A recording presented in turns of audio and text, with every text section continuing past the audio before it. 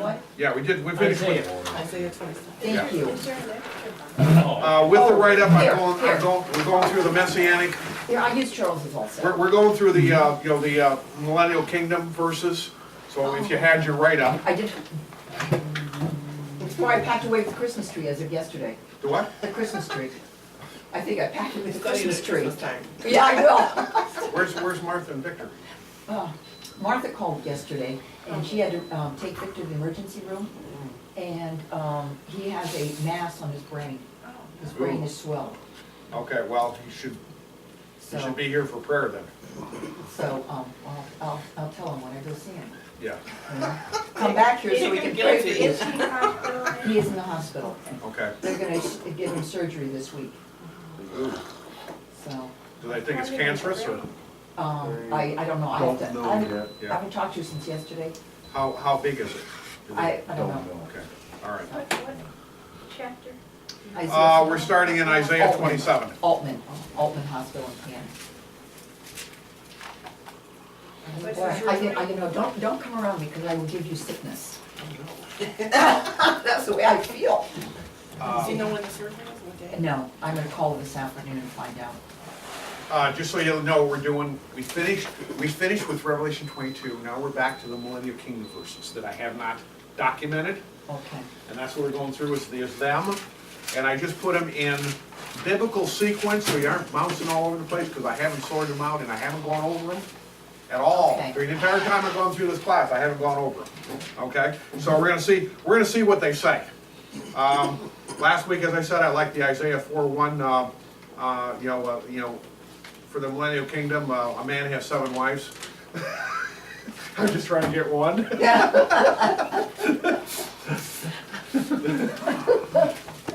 What would you do with 7? He went If you to, can't find the one, what would you do with the he 7? went to Michigan State. didn't he? One every day. Yeah, A TV show. and you wouldn't be able to hear 'em. Seven is the number of completion. Yeah. But think of King He's a born Solomon. What? optimist. Think of King Solomon. Yes, I yes. don't know. I don't know how he tolerated it. 700 wives and 300 concubines. Right. Yeah. Yeah, that was all rewarded. That might have been why he said vanity, vanity, all vanity. Oh, yeah. And there's nothing new under the sun. Yeah, right, What else does right, that tell me? yeah. And sure, You know? exhaustion, right? So, you know, the point I made though was that this is how many men are going to be killed. There won't, the women will outnumber men 7 to 1 with all the death that is going to occur within the tribulation period. Okay, that you know, when you have 3/4 of the you know, what I believe is 3/4 of the ungodly being killed, plus all the people that are being raptured. You know, the big one will be the first one, and you know, I expect it to be somewhere around 750 million people.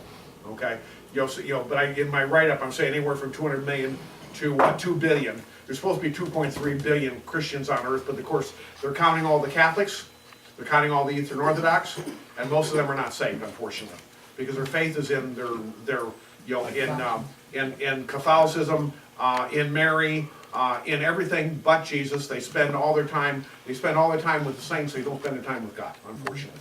So we unfortunately we see that they're lost.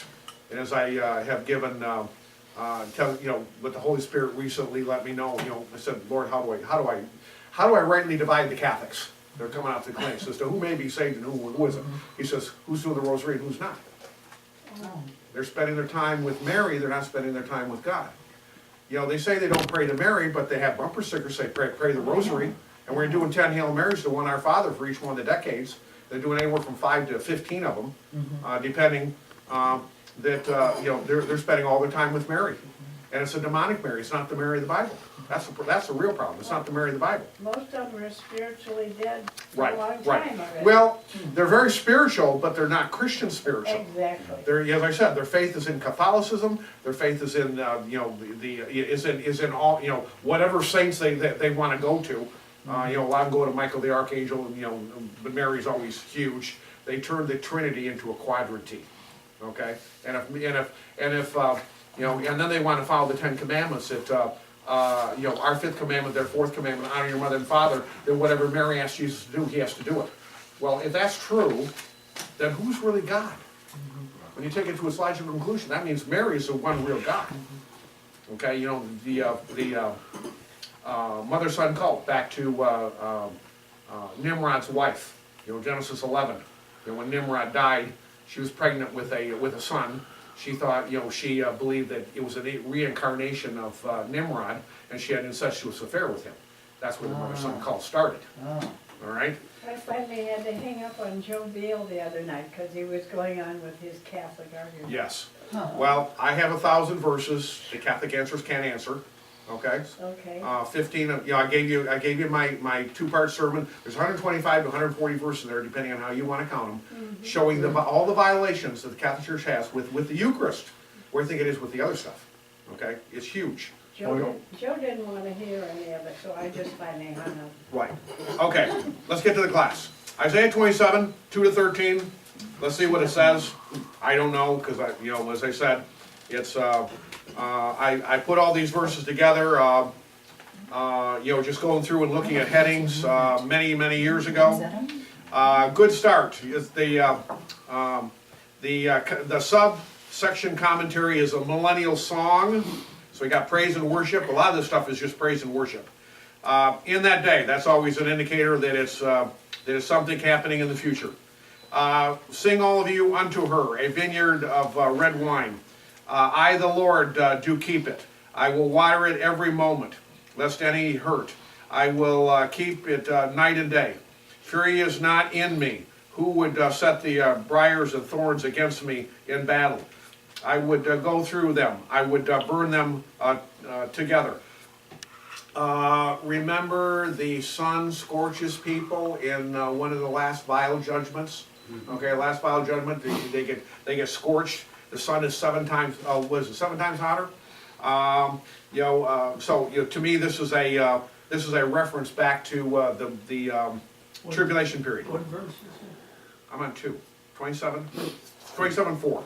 You 27:4. didn't start with, I started with 2, I'm on 4. yeah, I know. Yeah, Why stop don't- sleep, stop daydreaming. Go ahead. No, I'm not Let me, daydreaming. no, John, I'm really good at daydreaming, so I'll do it for you, okay? it? Oh, okay. Or let him take hold of my strength, and he may make peace with me, and he shall make peace with me. So he says that twice. He shall cause them that come of Jacob to take root. Israel shall blossom and bud and fill the face of the world with fruit. Israel's already doing that, by the way. Okay? Israel has learned how to use every drop of water they get. You know, whether it be rain or dew or anything else. Hath he smitten him as he smitten those that smote him? Or is he slain according to the slaughter of them that are slain by him?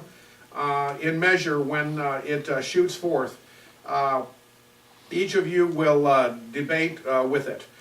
He slays his rough wind in the day of the east wind. By this, therefore, shall the iniquity of Jacob be purged. Remember, the tribulation period is the time when Israel is going to be restored as the wife of God the Father. So, you know, in the process, he purges their sin nature. They accept Jesus as their Lord and Savior. That starts in Ezekiel 39:22, where it says, from that day forward, after God intercedes and stops Russia and the Arab countries from attacking Israel, in 39:22 it says, from that day forward, Israel will know who their Messiah is. They will finally understand who Jesus is. Until then, their eyes are blinded, all the way back to the crucifixion of Jesus, when they said, give us Barabbas instead, and let the blood of Jesus be on us and our children. They didn't give a time period. Hosea 6, verses 1 to 3, God says, I will come to you in the third day. A day to God is 1,000 years, so he comes to him after 3,000 years, and we are now in that. And this is all the fruit to take away his sin. When he makes all the stones of the altar a chalk stone, as chalkstones, that are beaten in sunder. The groves and images shall not stand up.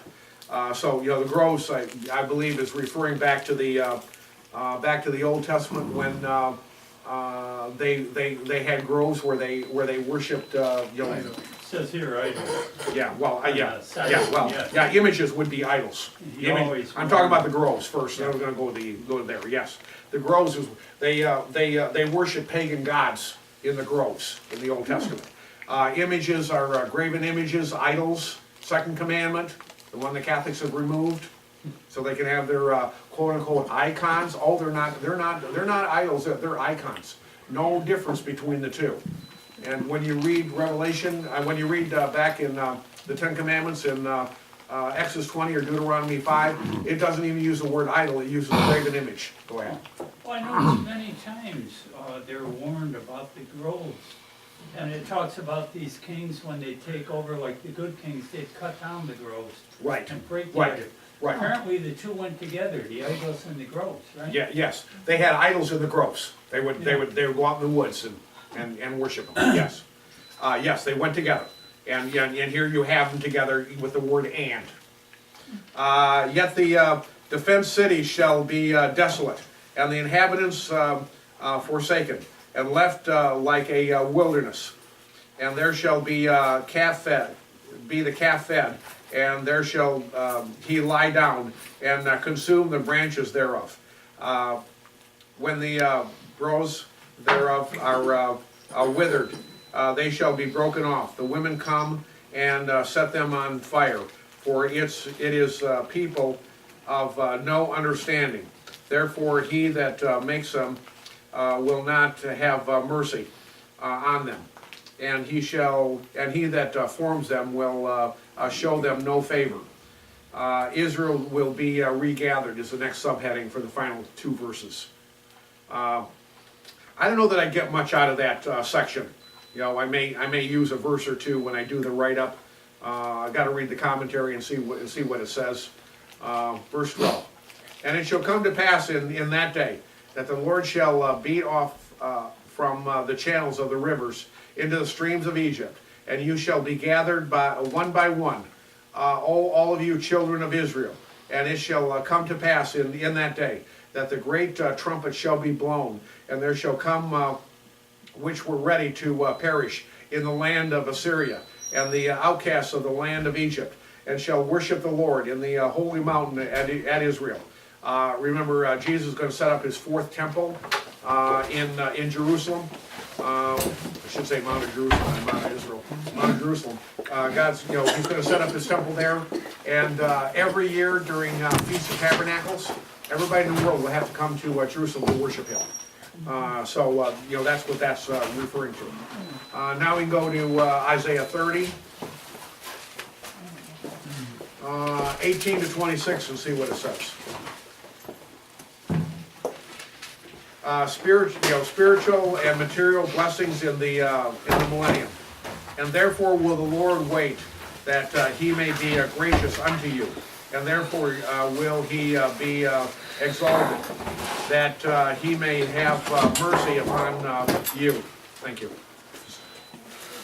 That he'll have mercy on you. For the Lord is a God of judgment. Blessed are all they that wait for him. Isn't that what we're doing right now? We're waiting for him. Come get us. For the people shall dwell in Zion at Jerusalem. Each of you shall weep no more. Another one of those verses where God's going to take away every tear.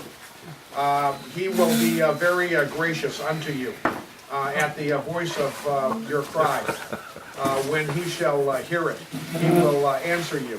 And though, notice all those words are T words, so it's talking singular, each one of you. All right? And though the Lord give you the bread of adversity and the water of affliction, yet shall not the teachers be removed into the corner anymore. But your eyes shall see your teachers, and your ears shall hear a word behind you, saying, "This is the way. Walk all of you in it. When all of you turn to the right hand, and when you turn to the left hand." God has a straight and narrow path. Wide is the road and narrow is the way. You can tell who Christians are these days by who's You know, who's trying to follow that road? You have a whole lot of people that are trying to compromise, the narrow way of God with the world. You know, we see it even in our friends Isaiah. and relatives. All of you shall defile also the covering of your grave images of silver, and the ornaments of the molten images of gold. Thou shalt cast them away in the mistrasus cloth, whatever, midstream, never mind. You shall say unto it, get thee hence. So here we're talking about graven images, gold and silver.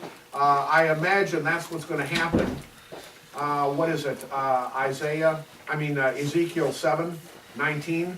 They throw their gold and silver into the streets, because you'll have the, you'll have the mark of the beast. You can't buy or sell without of it. It'll be a cashless society. There won't be any need for it, so people are gonna pick up the gold and silver and make, engraven images. Probably the Antichrist is, what other verses during the tribulation period have said. Excuse me? Yeah, You said Ezekiel, what was that in? I think it's 7:19. Thank you. Thank you. All right, it is, I believe I have it with the second beast, Revelation 13 in my write-up, in that section. Because the second beast, the Antichrist, will be the one that is, the false prophet. The second beast is a false prophet. He is the one that will be administering the economic system. And when we get to Revelation 18, because Rome is now gone, Vatican, specifically is gone, so is the economic system. Remember in Revelation 18, 6 times it talks about merchants and merchandise, because Rome is now gone and they were administering it. The ships stay far off. They can't make any more money, and they mourn, and they because of it. Verse 23. Then shall he give the rain of your seed, that you shall sow the ground withal, and bread of the increase of the earth, and it shall be fat and plenteous. In that day shall your cattle feed in large pastures, the oxen likewise, and the young asses and donkeys, for our modern day word. That ear the ground shall eat. Clean providers, which have been lining it's been a long time since I read the Old Testament. With the shovel and with the fan. How far am I going? I'm on Isaiah 30, through 26, okay, through the end of the subsection. And there shall be upon, I'm in 25, 30, 25. And there shall be upon every high mountain and upon every high hill, rivers and streams of water in that day of the great slaughter when the towers fall. So now it's talking about the Battle of Armageddon. Isaiah 30, verse 25, I just finished. Okay. Towers can also refer to governments, just like mountains can refer to governments. That they're high places. God is going to bring down the ungodly. Verse 26. Moreover, the light of the moon shall be as the light of the sun, and the light of the sun shall be sevenfold as the light of 7 days. In that day that the Lord binds up the breaches of his people, and healeth the stroke of their wounds. So God is going to, it's going to be super bright. Jesus said He's going to be the light in the millennium, in eternity. I'm not sure all the different. There's multiple applications here, and I'm trying to think of all of them.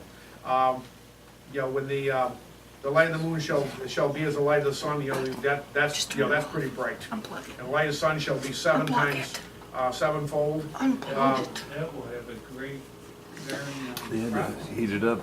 Well, yeah, during Kevin the did just a little while ago. during the second half of the tribulation period, when it says the people, the last vial judgment, I believe it is, the seventh one says that that the sun gets 7 times harder. Well, if it's 7 times brighter, it might be 7 times hotter also, okay? And scorch people, all right? You know, maybe that's the 6th one, the last one, what? Yeah, and as I put in my write-up, global warming will have finally arrived, Yeah, okay? I've already got that. yeah, I don't know if you've read that I yet. have. Okay, you did, okay. That's from yesterday or some other day. Is this for me? Yes, it is. This is my Oh, guideline. I'm sorry. Isaiah 32. So, you know, we've got a few references that bounce all over the place in this one, between the tribulation period and the, you know, and a little bit for the millennial kingdom. I'll probably move it someplace else when I get to writing it. 32, 1-8. The coming millennial reign of righteousness of the righteous king, the Messiah. Behold, a king shall reign in righteousness, and princes shall rule in judgment. That is going to be, the princesses are going to be us. Okay, we rule and reign with him. The king, of course, is Jesus. And a man shall be as a hidden place from the wind, and a covert from the tempest, as rivers of water in a dark place, as a shadow in a great rock, in a weary land. The earth will be weary because of all the destruction that has happened. Remember when we got, you know, at the end of the tribulation period, I put in Isaiah 24. I think I put under the title "Results of the 21 Judgments." It said the world is just completely gone. No, you know, the mountains have all been wiped out. You've had hail that was 80 to 120 pounds, depending on what a talent is at the time of the writing. That's going to be falling from the sky. That'll wipe out concrete buildings. You know, metal buildings won't be able to stand. You know, it'll be as bad as you know, having a nuclear bomb go off. You know, everything is just going to be totally destroyed. You have a question? Should I put my car in the garage then? You won't be here to do it. I hope. Thanks for reaction. Okay. No car, no garage. Yeah, you get a 120-pound icicle load down your new garage. The cars will be dented also. Okay. No insurance. And the eyes of them that see shall not be dim. That means we won't need to be wearing our glasses anymore. Good. People won't have problems with their eyes anymore. And the ears of them that hear shall be hearkened. He said. So people, you know, there won't be hearing or visual problems anymore. You know, during the millennial kingdom, people will have better health than we do now. See, God is in the process of getting ready to have the pestilence, the fourth seal judgment. You know, pestilence come upon the earth. We see that some things have already started, which is the beginning of birth pangs. You know, when most of us were growing up, there were only 2 STDs. Now, depending on how you count them, it's 32 to 50. We didn't have AIDS back then. We didn't have diseases that couldn't be cured. You got all kinds of new diseases that are resistant to antibodies. Antibiotics. Thank you. So you know, things are progressing to downward. When we get all done, then Jesus during the millennial kingdom is restoring everything. So everything goes back to the way He wants it, and then people can see you get an idea what heaven is going to be like. Especially for those who live through the tribulation period, they'll see the contrast between it. And yet, at the end of the 1,000-year millennial kingdom, people will still choose Satan for the most part. Why are they that stupid? Yeah. Well, we were before we accepted. Yeah. Okay, the difference is they just continue on. Yeah, but we didn't have the benefit of seeing all of this stuff happening. Well, Look at the angels who fell. well, Yeah, well, that's true too. well. Those of us that have been around since before the 1960s to now, we see a huge difference. Oh, yeah. We were Okay, raised yeah. in a Now, during that millennium period, is it gonna be like prophets, ministers like you? What? During that millennium period, are there gonna be prophets like you, or ministers to preach Yeah. the Well, word? we will be ruling and reigning righteously with Jesus. Okay. He's gonna be King of Kings and Lord of Lords, as it says in, Revelation 19:11 or 16, I think it's 16. He's King of Kings and Lord of Lords, he's ruler over all, but we come back to rule and reign with him. We have our glorified bodies, and we rule and reign with him, and it's righteous rule for 1,000 years. Satan and his demons are bound, therefore they don't tempt anybody. The sins that people do will be from their own sin nature, not from being tempted by the demons, and Satan. Go ahead. Well, I think what she's saying is, will the people who live during the millennia, will we be going to church on Sundays? To hear the word preached. I would imagine so. The Bible doesn't say specifically, Okay. but every year everybody's gonna have to go to Jerusalem to worship Jesus, so Yeah. I'm sure that Jesus wants everybody wants them to have him on their minds. Okay, so, Thank you. yeah, Thanks, John. there will be, there is another place that says, throughout eternity, we are gonna be, practicing all 7, of the annual Sabbaths. Okay, all 7 of the, the Jews have history for the 4 in the spring week, it's also our history too. Passover is Jesus dying on the cross. The resurrection and things like this. Pentecost is the start of the church, right? So the Jews have history for them. The 3 in the fall, they do not have history for. That is going to be continued on with us. And as I've said, I personally think we're going to find out, that Rosh Hashanah, Feast of Trumpets, is when we get raptured, and we're going to want to remember that day forever. The next one is the Day of Atonement. It's atonement for sin. The best way to atone for sin is to get rid of those that are tempting us, Satan and his demons, the battle of Armageddon, okay? When it's officially defeated. And the last one is Feast of Tabernacles. The Bible says Jesus is our tabernacle somewhere, I forgot where it is.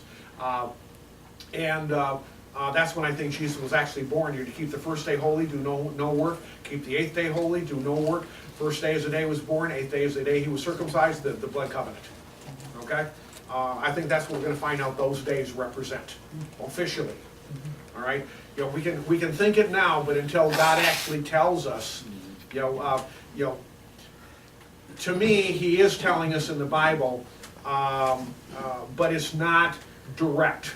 Just like worshiping on Sunday, God actually did change it, but he never comes out and says, start worshiping on Sunday. Just everything that was to be done switched from the Sabbath, Saturday, to the first day of the week.